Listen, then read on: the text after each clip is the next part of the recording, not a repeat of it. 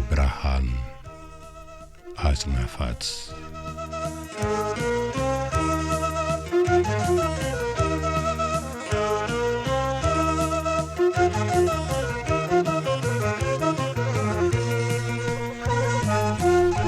ይህ በፖፑሌሽን ሚዲያ ሴንተር ኢትዮጵያ እየተዘጋጀ ዘወትር እሁድ በዚህ ሰዓት የሚቀርብላችሁ የብርሃን አጽናፋት የተሰኘ ተከታታይ የሬዲዮ ድራማ ነው።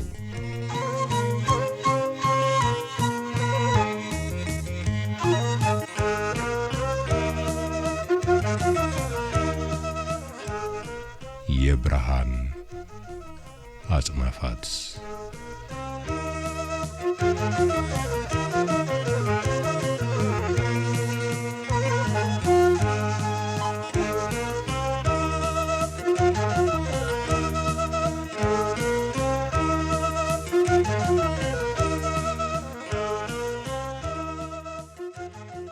ጤና ይስጥልን እንደምን ሰነበታችሁ አድማጮች። እሱ ባለው ደምሴ ቤኪን ኑኑሽ ካሰረቻት ስፍራ ሄደን እናስለቅቃት ቢለው ተወኝ ባክህ ቤት ወይም መኪና ስላልገዛችልኝ አላደርገውም ብሎታል። የውብዳር ይህን የሱ ባለውን ውለታ ቢስነት በመስማቷ ነገም በኔ ላይ ችግር ቢደርስ እንደሷ ነው የምትለኝ ብላ ጥላው ወደ ቀሰብ ተመልሳለች።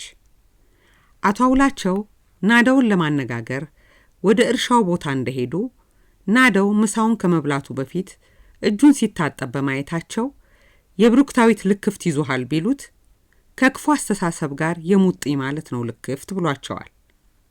በልጅነት እድሜዋ ወላጆቿ ሊድሯት ሲሉ ትምህርቷን አቋርጣ የኮበለለችው ተገኔን ኑኑሽ አባብላ ለአቶ ጠና በገንዘብ ልትሸጣት ስትል ጠፍታ በመሄዷ አቶ ጠና ተገኔን ውለጃት ወይም ገንዘቤን ቁጭ አድርጊ ብሎ ዝቶባት እንደሄደ ገልጸን ነበር።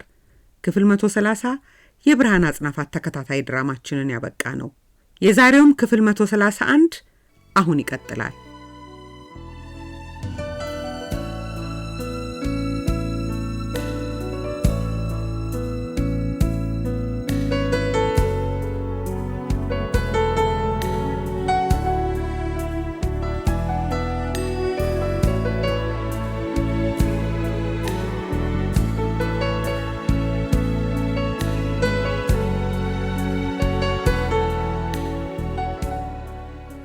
ስላጠፋህ ነው የታገድከው? አክሊሉ ያመጣውን ስጦታ በተማሪዎች ፊት ተገኝቼ ያልቀበል ስላልኩት ነው ብሩክታዊት። ሌላ ምክንያትማ መኖር አለበት። በዚህ ብቻ ከስራ መታገድ? አክሊሉ ቢሮ ድረስ መጥቶ ከኔና ከነጋሽ ጋር ሲጣላ ነበር ግዛው የደረሰው። ያንቺን ስም ሲያነሳ ከአክሊሉ ጋር ስንጣላ ያው ንግግሩ አበሳጭቶኝ ነበር። አንድ ቡጢ እንኳን ሳላሳርፍበት መቅረቴ ይቆጨኛል። ቆይ ታዲያ ዳይሬክተሩ ምን አየው ብሎ ከስራ አገደ?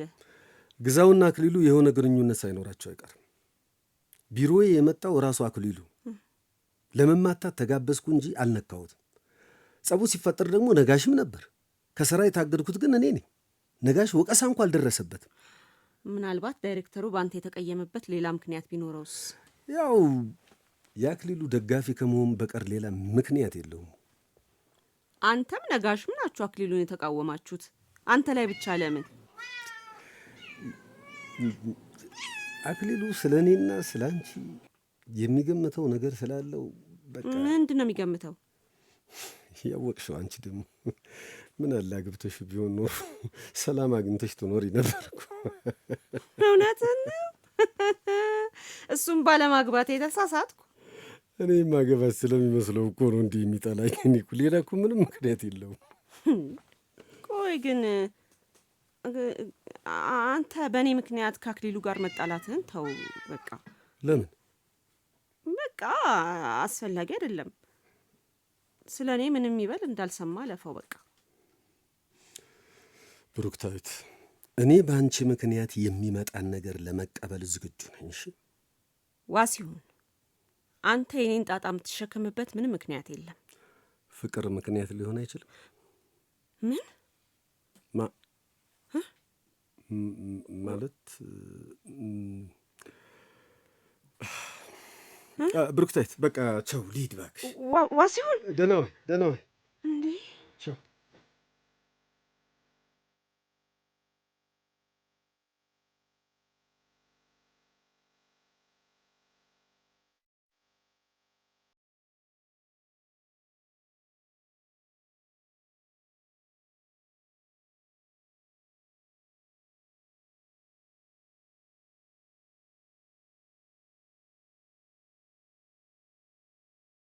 አቶ ሰብስቤ እስከ መቼ ነው ስራ ፈተን የምንቀመጠው? እነማን ናችሁ እናንተ? የአንድና የሁለት ሰራተኛ ስራ መፍታት የሁለት ሰዎች ጉዳይ ብቻ አይደለም። መቼም ደፍረሽ የቢሮ ስራ መፍታት ነው አትይኝ። መሆኑንማ አሳምረህ ታውቃለህ። እና አሁን ምን ይሁን ነው? ሐይቁ ላይ ሲደረግ የነበረው ጥናት መቀጠል ስላለበት። አይቀጥልም። ለምን? ከበላይ ትዕዛዝ እንጠብቃለን። የመጀመሪያውን የጥናት ውጤት ልከህላቸዋል? ስንቴ ነው የምነግርሽ? እኔ አይቼው ነው የምልከው። እስካሁን አላየሁም ማለት ነው? ማለት ነው። ይቅርታ ስራ ላይ ናችሁ መሰል። በሉ ግባ፣ እኔ ጨርሻለሁ። የምስራች ቢሮዬን ትተሽ ባትወጪም ችግር የለውም። በሉ ከኔ ጋር የሚነጋገርበትን ጉዳይ ቤት ገብቶ እንደሚነግርሽ አውቃለሁ። ቁጭ በይ። የዚህ መስሪያ ቤት ጉዳይ የሁላችንም ሰራተኞች ጉዳይ መሰል። ይሄ አባባል የሁለታችሁ ቅኝት ነው እንዴ? የቱ አባባል? የመስሪያ ቤቱ ጉዳይ የሰራተኛ ሁሉ ጉዳይ ነው አይደለም ያልከው? ባለቤትህም ይህንኑ ስትል ነበር። እስቲ አንተ ደግሞ ጉዳይህን ንገረኝ። ከጋራው ስር ያለው ቦታ ለአንድ ኢንቨስተር ተሰጠ የሚባል ነገር ሰምቼ ነው። እሺ። ቦታው በሀገር በቀል ዛፎች የተሸፈነ ነው። ሊሆን ይችላል ነው እንጂ ይህን ያህል ጊዜ ሰንቀሮ ውስጥ ኖረ ላታውቀው አትችልም መቼም። የምስራች ማዳመጥ ብቻ ነው የተፈቀደልሽ። አቶ ሰብስቤ የምስራችን ፊቴ ልታጣጥላት እንዳትሞክር፣ ምክንያቱም ታስቀይመኛለህ። እናንተ ሰዎች ትዳርና ስራ ተቀላቀለባችሁ እንዴ? አካባቢውን በሙሉ አንበሳችሁት እኮ። በሉ እኔ ቦጣ ይሻላል።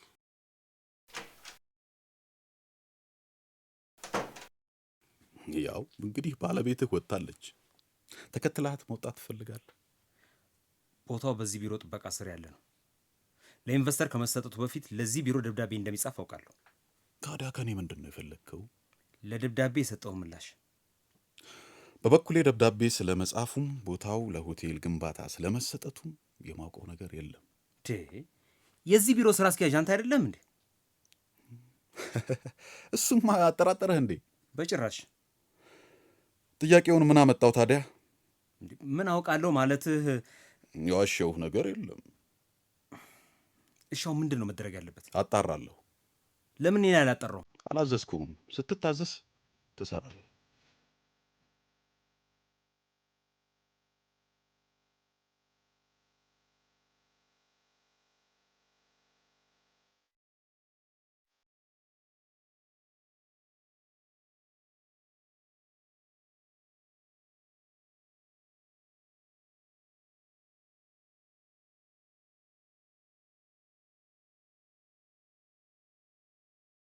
ተፈሪ ና እዚህ አረፍ በል። ምጥን የሚጠጣ የለሽም? ኧረ አለ። የዶሮ አይን የመሰለ ጠላ። በይ አምጪልን እስቲ አምጪ። በደህና ነው የፈለከኝ አክሊሉ? ምን ነው ፈራ ተፈሪ? መፍራቴስ አልነበረም። እንዲያው እህቴ ልድርልህ ነው። ገና ድሮ የተነፈኩትን ቂሜን አትቀስቅስብኝ። ይልቅ ማረግ ቀጠላብህ። ምን ቸገረኝ እንግዲህ ተወሽ። ይኸው ቆንጆ ጠላ ነው። ጓሮ ስራ ስለያዝኩ ተፈለጋችሁኝ ጥሩኝ። እሺ። ኧረ ተው ግድ የለም። ከዓመት በፊት ጠይቄ ልጃችንን አንሰጥም ብላችሁ አሳፍራችሁ መልሳችሁኝ። ትላንት ሄዷል። ይልቅ እድልህን ተጠቀም። ኧረ እውነትህን ነው እንዲ አክሊሉ? ለቀል እንደው ሰው አስልኬ እጠራህ ነበር። እንዴት ብለህ አሰብከኝ? እንጃ። ታውቃለህ ሴት ልጆች ገና ልጅ ናቸው ሲባሉ ሳይታሰብ ደርሰው ድንጋጤ ውስጥ ነው የሚጥሉ። የጸጋንም ሁኔታ ሳየው በንድራት እንደሚሻል ገባኝ። ቀድሞ የጠየቅከው አንተው ስለነበርክ ይህ የቀደመ የወሰዳት ብዬ ያው እኔማ ደስታውን አልችለው። እንዴ ተነስና ትከሻዬን ሳም እንጂ። አረ በደስታ ስሟለሁ። እንዴት ነው ያነጠነጠው? በሉ ጭራሽ እኮ አናቴ ላይ መውጣት ነው የቀረ። እንዴ ከማጋ ነው የምትናገሪው? ናደው ነዋ። ናደው ምን አደረገ? ያው ባንቺ ጠበቃ ሆኖ አረፈው እንጂ ጠዋት ውባንቺን ሄደሽ ተናገረሻቸዋል ብሎ ሲያናፋብኝ አልሰማህም? መች ነው? አሁን ተጓሮ ስንጫጫ ይሰማ መስሎኝ። ኧረ አልሰማሁም። ወዴት ሄደ አሁን? ምን አውቅለታለሁ? ያንተን መኖር ሲያውቅ ጭራውን ቆልፎ ሮጣ። እንግዲህ የለም ሲመለስ አናግረዋለሁ። ይልቅ ጠላ ጨምሪልን። ተፈሪ ደስ ብሎታል። ምን ተገኘ? አይገኝም የተባለ ተገኘ እንጂ። ንገሩኝ፣ ምንድን ነው? ተፈሪ ጸጋ እንዳሩልኝ ብሎ ሊጠይቅ ነው። የመቼውን ነው የምታወሩ? አንተ አልነበር ካልድርም ብለህ መልሰው የነበር አክሊሉ? አሁን ልድርለት ነው። አረግ አባትህስ? እንዴ አባቴ ምን ይላል? ጸጋ እንደው ትምህርት ትታ ቤት ቀርታለች። ካላራት ምን ያደርጋል? እሱስ እውነትህን ነው። እንዴ ታዲያ እንዲህ ነው እንዴ ደስታሽን የምትገልጭለት? እልል ልበል እንዴ?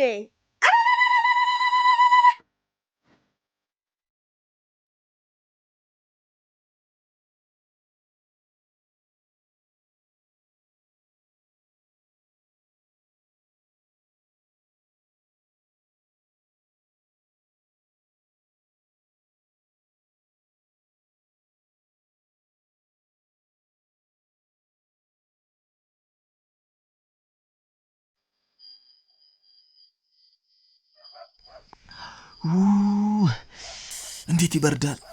አልበረደሽም ነው? እሱ ባለው ንፋስ ልንቀበል አይደለም እኮ የወጣ ነው። ድምፅህን አጥፋና ጠብቅ። አቶ ጠና ግን ፍርኩታ መኖሩን አረጋግጠሻል? ለምን ጠየቅ? ምናልባት ለስራ ርቆ ሄዶ ከሆነ ብዬ ነው። እዚሁ ነው። ያ ቤት ይታያል። አጥሩ ላይ አረገ የተኛበት ቤቱ እሱ ነው። ቅድም ስንደርስ አሳይተሽኛል እኮ። በትኩረት እንድታየው ማስታወሴ ነው። እንዴ ከዚህ ቀድሞ ቤቱ ገብቶ ቢሆንስ? ትንሽ እንጠብቅና እንኳክተን እንጠራለና። የሆነ ሰው እየመጣ ነው። ጠና ይሆናል። ራሱ ነው። ተከተለኝ። ሳናግረው ከሱ ጀርባ ትቆማለህ። ምንም ወሬ እንድታወራና እንድትዘባርቅ አልፈልግም። እሺ። ጤና ይስጥልኝ አቶ ጠና። ማን? ኖኖሽ ምን ትሰሪያለሽ እዚህ? ቤት ገብቼ ልጠብቅ ነበር ሐሳቤ። ቤቴ ምን ፍለጋ? አንተን ነዋ። ባለቤትህ እንዳትቀየም ብዬ ደጃፍ ላይ ስንቆራጠጣ ምሽው። ኖኖሽ ምንድነው የፈለገው? እኔ እንኳን ምንም የምፈልገው የለኝም። አንተ ግን ከኔ የምትፈልገው አለ። እኔ ምንም አልፈልግም። በቃ ተገኔ ብትጠፋም እኮ ቆንጆ ሞልቷል። የተናገርኩት እኮ ግልጽ ነው። ምንም አልፈልግም። አትግደርደር እባክህ። እውነቴን ነው። እሺ ነገ ለምሳ ቤት ትገባለህ? ለምን? ሴት ካልፈልግ ገንዘብህን እመልስልሃለሁ። ደግሞ አልሰጠችኝም ብለህ እንዳትክድ። በሚስት ፊት ብሰጥህ እመርጣለሁ። ኑኑሽ ስለፈጠረሽ እኔ ገንዘብም ሴትም አልፈልግም። ካንቺ ሰላምታ እንኳን አልፈልግም።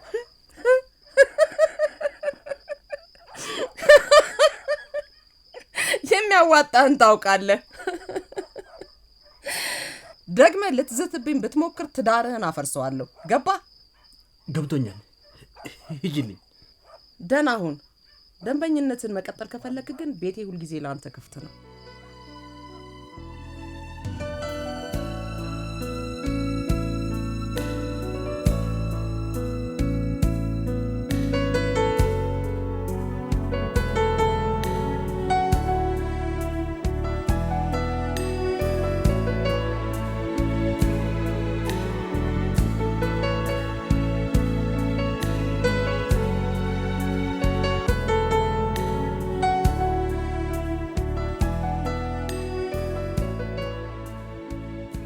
አቶ ግዛው ከአክሊሉ ጋር ተመሳጥሮ ዋሲሁን ተማሪዎቹ የአክሊሉን ጫት መልቀምና በመቃም ከትምህርት ገበታቸው እንዳይቀሩና ሱሰኛ እንዳይሆኑ በመቃወሙ ከስራው አግዶታል። አቶ ግዛውና የአክሊሉ ተንኮል ተደብቆ ይቀራል። አቶ ሰብስቤ የአካባቢያቸውን ህብረተሰብ ለመርዳት ከከተማ ወደ ገጠር የገቡትን እነ የምስራችን አላሰራችሁም እንዳለ ነው። አቶ ሰብስቤ ለስራ እንቅፋት እንደሆነ እስከ መቼ ይቀጥላል? ጸጋ ያለ ዕድሜዋ ትምህርቷን እንድታቋርጥ አድርጎ አክሊሉ ለባል ሊሰጣት ነው። ያለ ዕድሜ ልጅን ለጋብቻ መስጠት ደግሞ ክልክል ነው። አክሊሉ ጸጋን ለጋብቻ ለመስጠት ምን ተንኮል ወጥኖ ይሆን?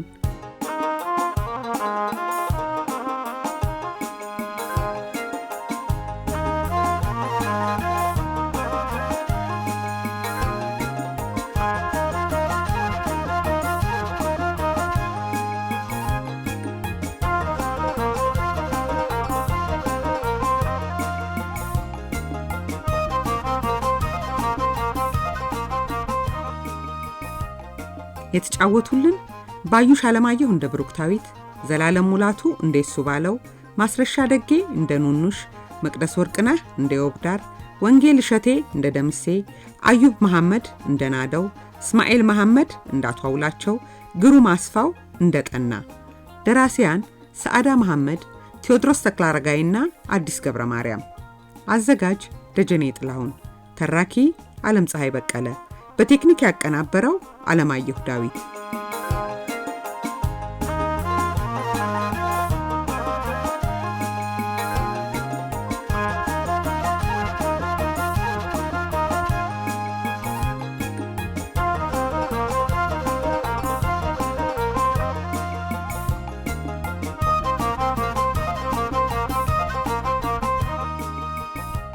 አድማጮቻችን ይህ ድራማ የቀረበው በዩኒሴፍና ሴቶች ሕፃናትና ወጣቶች ጉዳይ ሚኒስቴር በጋራ ባደረጉልን ድጋፍና ትብብር ነው።